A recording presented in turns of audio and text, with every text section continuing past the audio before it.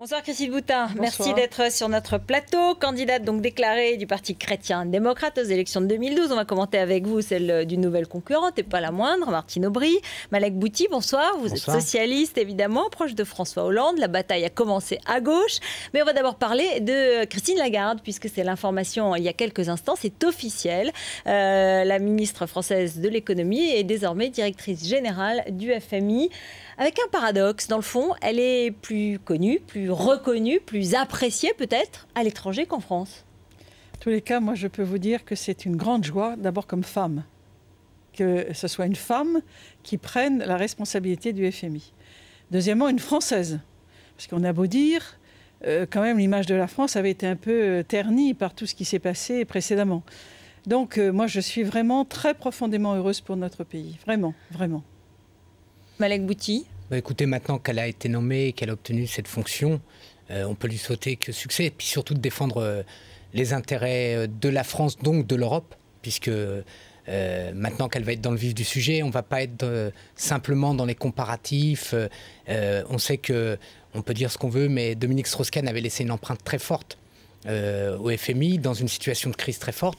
Donc elle a un très très gros challenge et on souhaite pour les intérêts de notre pays, ceux de l'Europe, qu'elle arrive à tenir, je dirais, le rang et ses responsabilités. Alors justement, beaucoup ont dit quand même, alors encore une fois très reconnue, et notamment, alors évidemment, nomination par consensus, hein, apparemment, États-Unis, Russie, Brésil, Chine, voilà, à part le Canada et l'Australie qui se sont prononcés récemment contre elle, bon, et quelques pays dont le Mexique évidemment, mais en même temps, on a dit pas mal qu'elle n'était pas économiste. Qu'elle était d'abord une avocate, qu'elle était très habile diplomate en quelque sorte dans les négociations internationales, mais que ce n'était pas une prof d'économie comme Dominique Strauss-Kahn, quoi. Oui, mais vous savez, je pense franchement qu'il y a un certain nombre de responsabilités politiques où il n'est pas nécessaire d'être médecin pour être ministre de la Recherche, par exemple, ou de la Santé.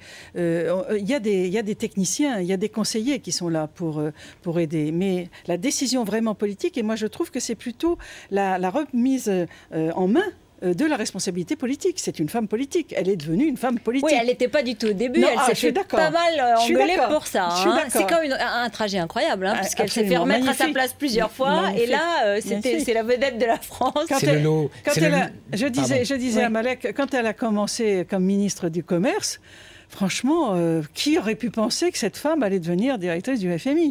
Et elle est sortie, là, vraiment, elle a sorti tous ses talents. Non, franchement, c'est une femme exceptionnelle. Alors, par contre, moi aussi, je pense que quand on est politique, on peut diriger des institutions. Ceci dit, celle du FMI, dans le contexte de crise monétaire, elle demande beaucoup de technicité. Mais de diplomatie aussi. Oui, de la diplomatie, mais malgré tout, c'est peut-être ce que Dominique Strauss-Kahn avait amené de particulier, c'est que justement, il n'avait pas les notes des conseillers, mais son propre point de vue, et surtout, ce sont des situations nouvelles, le problème le problème grec, la crise dans la zone euro, mais surtout le problème de la monnaie chinoise, le problème des parités des monnaies. Moi, je peux vous dire donc je pense qu'elle va devoir beaucoup s'appuyer sur effectivement des réseaux techniques. Je vous ai dit, moi, je préférerais qu'elle réussisse, je veux dire, comme tous les Français, comme tous les Européens, mais je pense que ça va demander beaucoup d'investissement parce qu'il ne faut pas surestimer à un moment la politique.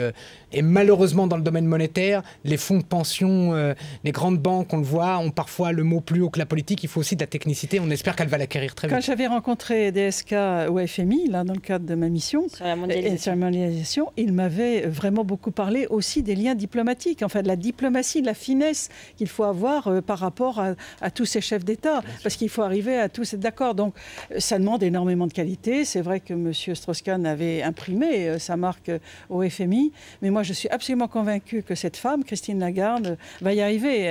Elle est magnifique, et c'est une Française. Mais je suis quand même obligé de juste mettre un tout petit bémol, c'est qu'il faut aussi, j'espère en tout cas que les responsables français ont bien maîtrisé, parce qu'il y a quand même une plainte qui a été déposée dans laquelle elle est visée, hein, à propos de l'affaire Tapie.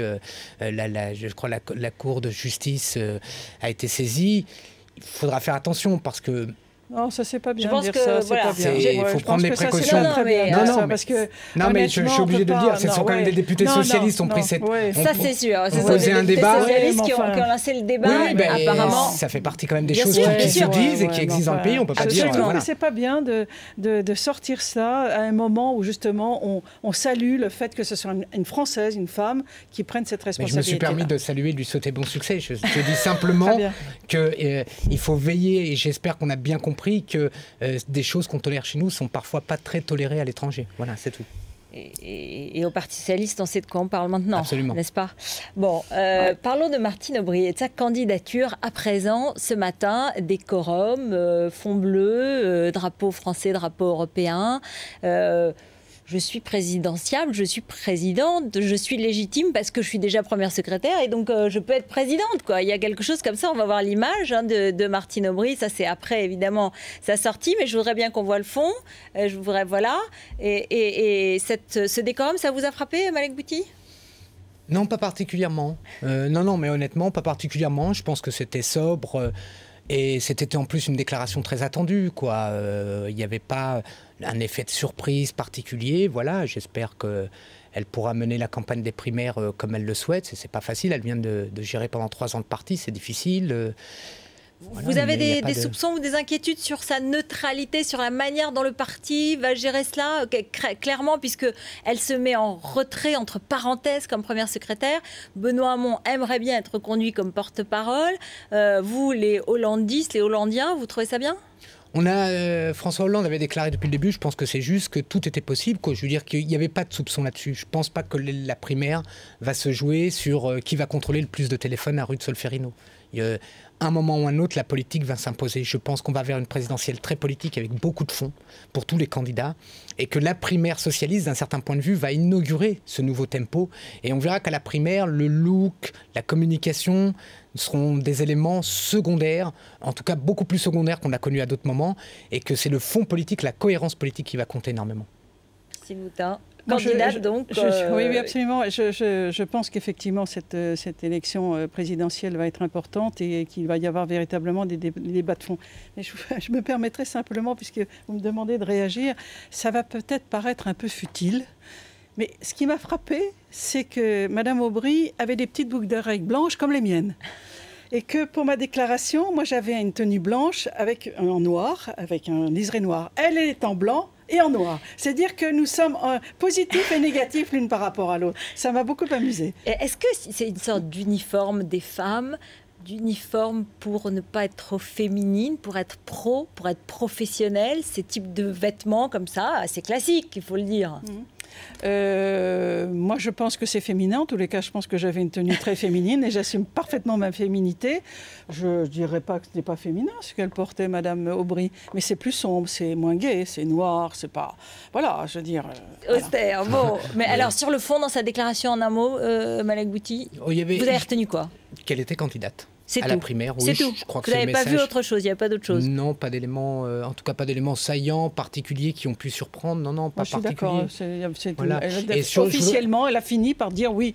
La France attendait que Mme Aubry nous dise oui ou non. Mais je voudrais revenir sur la féminité. Je pense que vous disiez sur les vêtements. Je ne crois pas. Moi, je pense que ce qui m'a beaucoup marqué pour avoir observé, et l'expérience de Ségolène Royal m'avait frappé de ce point de vue-là, ce qui est très difficile pour une femme politique, c'est d'avoir des cheveux longs.